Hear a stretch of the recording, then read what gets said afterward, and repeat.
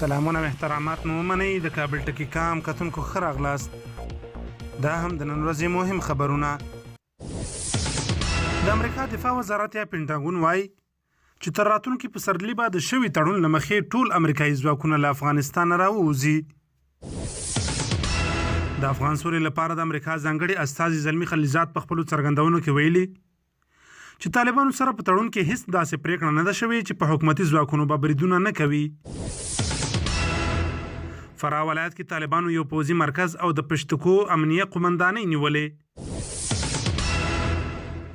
د افغانستان په مختلفو ولایاتو کې د طالبانو د بیلابیلو بریدونو له کبله 30 تنه عسکر وژل شوي او لسګونه نور ټپیان دي.